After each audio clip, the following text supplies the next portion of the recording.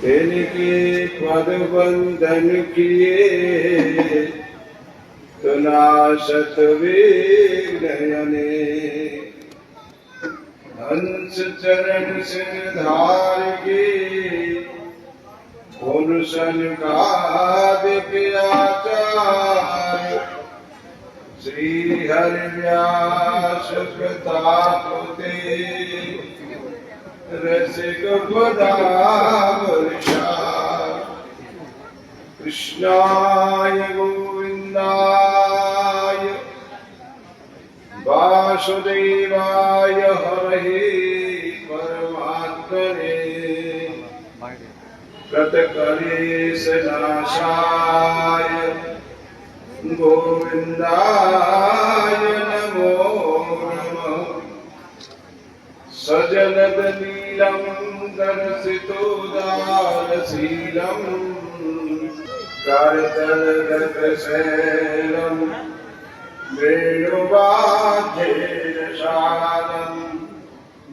व्रजजनकुलपालं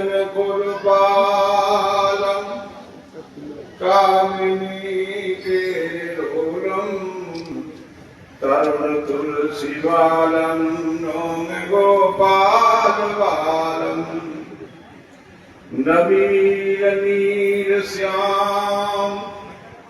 नीलेन्द्रिवरलोचनं देवकी नंदनं वन्दे कृष्णगोपालरूपिणम्। बोल कृष्ण बलदेव की जय। हंसश्च सनत कुमार प्रभु तीन लीलाधर नारद। ब्रह्मार्ग संप्रदा के अंदर हंस भगवान से गुरु परंपरा प्रारंभ होती है, जो नारायण भगवान के अवतार हैं। हंस भगवान हंसश्च सनत कुमार, हंस भगवान के बाद में सनकादिक भगवान होते हैं। और सनकादिक भगवान जो है ये निवृत्ति परायण है। दो मार्ग होते हैं, एक निवृत्ति मार्ग और एक प्रवृत्ति मार्ग। निवृत्ति मार्ग में होते हैं साधु और प्रवृत्ति मार्ग में होता है संसार।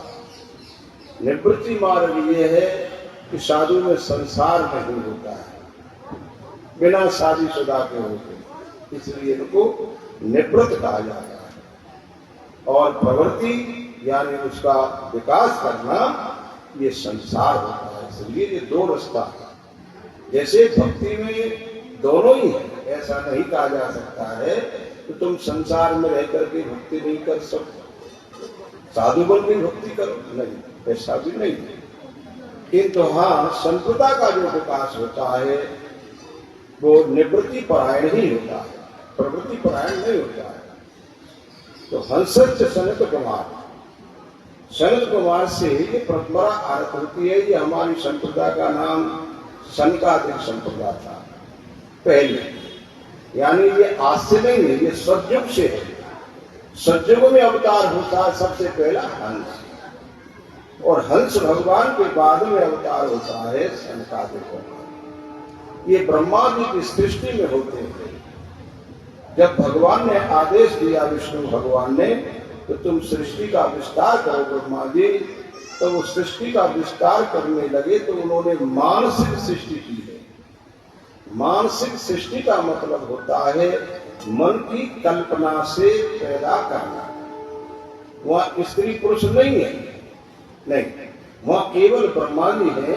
और ब्रह्मा जी अपने मन से कल्पना करते हैं।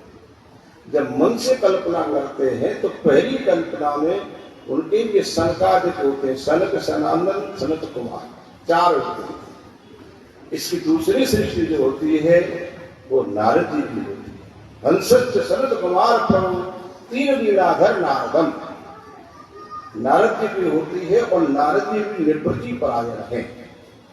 जब इस तरीके से इनकी सृष्टि होती है तो उसके बाद में 9 ऋषियों की सृष्टि होती है, जो अंगिरा, वशिष्ठ, पुलु, क्रतु ऐसे करके ये 9 है।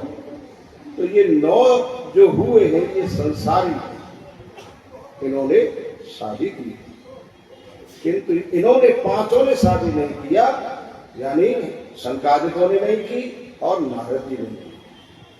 इससे ये संप्रदाय का विकास हुआ, यानी साधुओं का।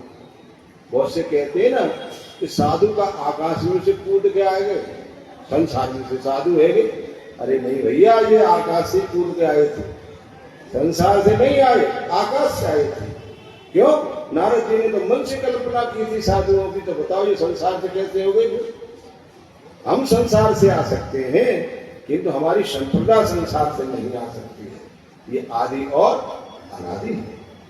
इस तरीके से इस संप्रदाय का विकास होता है। नारद जी के बाद में फिर इसमें होते हैं निम्बार्काचार्य। निम्बार्काचार्य का जो जन्म होता है गोदावरी के तट पे महाराष्ट्र में, और इनका नाम होता है निर्मानंद। इनके पिता का नाम है अरुण ऋषि, माता का नाम है अरुंधति जयंती। माता का नाम जयंती, पिता का नाम अरुण। वहां इनका जन्म होता है। किंतु ब्रजवासी जो होते हैं उसे घूमते हैं। हाँ, ब्रजवासी कभी एक जगह नहीं रहते, ये घूमते ही रहते। तो ये घूमते घूमते ब्रजवासी जाते हैं गोदावरी के किनारे पर, राधे राधे करते, राधे राधे राधे राधे ऐसे भजन करते जा रहे, तो उनके कान में राधे का नाम पड़ा है। और गोपाल सहस्रनाम में लिखा है, कितना सुंदर लिखा है कि राधा राधा यथा राधी राधा चित प्रमोदकम, राधा रति सुखी पेतु राधा मोहन तत्परम, राधा वशी करो राधा हृदयाम सत्पदम, राधा लिंगम सम्मोहो राधा नर्तक कौतुकम, राधा संजात संप्रीतो राधा काम फल प्रदम। इतना सुंदर नाम राधा का जब कान में पड़ा उनके, तो वो छटपटाने लगे। निगमानंद पिता से पूछा ये कौन है? बोले ये ब्रजवासी है। बोले ब्रजवासी और क्या होता है? बोले हाँ, ब्रजवासी होते हैं जो ब्रज में रहते हैं। बोले वो ब्रज कहाँ है? वो ब्रज जो है हमारा एक अलग ही ब्रज है। बोले वो कहाँ है? बोले वो गोवर्धन की तरेठी में, गिरिराज जी की तरेठी में, बरसाने के पास, नंदगाम के पास, और जहाँ भगवान कृष्ण ने जन्म लिया है वो ब्रज है। अब वो छोटा सा बालक उसी जगह पे आकर के कहने लगा, बोले पिताजी अब मैं यहाँ नहीं रह सकता, तो मेरे को ब्रज में जाना ही होगा, और मैं राधा रानी की शरण में जाऊंगा, मैं यहाँ नहीं रहता। रोने लगे। अब छोटे से बालक को लेकर के जयंती और अरुण सीतु को लेकर के गोवर्धन की तरेठी में आ गए। आकर के गोवर्धन की तरेठी में, आज भी इस गांव का नाम है नीम गांव। निम्बार्काचार्य के नाम से नाम पड़ा है नीम गांव। अगर कभी जाओ गोवर्धन के पास में दर्शन करना, वो नीम गांव है। वहां जाकर के उसकी कंदरा में आकर के उन्होंने भजन किया है, साधना की है। साधना करते करते एक बार ब्रह्मा जी और उनकी परीक्षा लेने के लिए वहां आए हैं। जाकर के देखा छोटा सा बालक बड़ा साधना पुण्य बड़ा तेज है। जाकर के सन्यासी का रूप धारण करके गए थे, सत्संग करने लगे।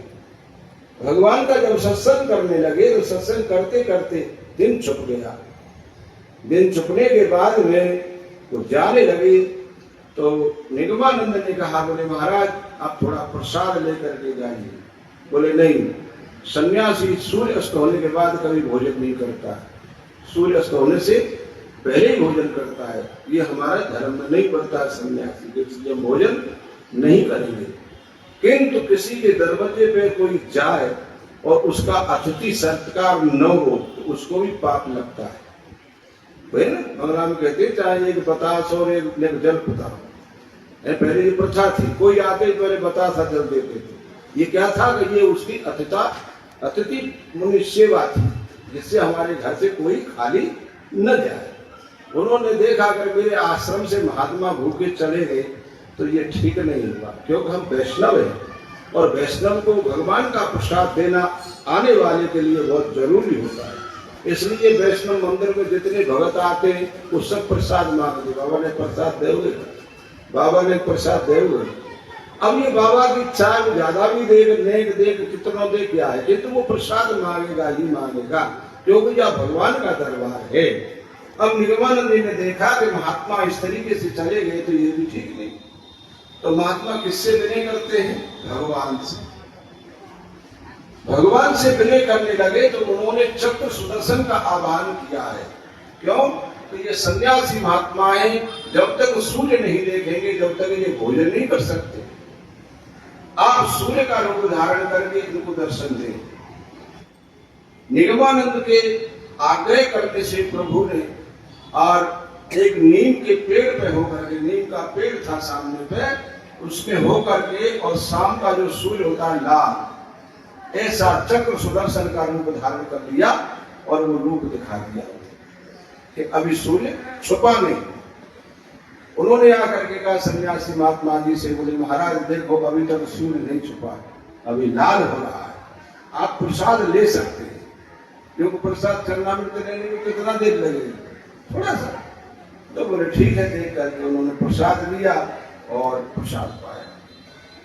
इतनी देर में उन्होंने प्रसाद पाया, उतने में 3 घड़ी रात्रि खत्म हो गई। प्रसाद लेने के बाद देखते ही महात्मा चमत्कार को देखा, बोले ये साधारण मूर्ति नहीं हो सकता है, नहीं ये भी अवतार है।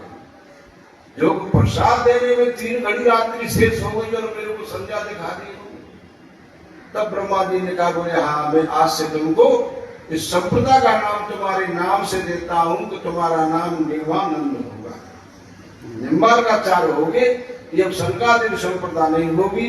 आज के बाद में दुनिया में इसका नाम होगा निम्बार्क संप्रदा। क्यों? कि नीम के पेड़ में होकर के तुमने इसको दिखाया है निम्बार्क, यानी नीम का अर्क, इसलिए ये निम्बार्क संप्रदा होगी तुम्हारी आज से।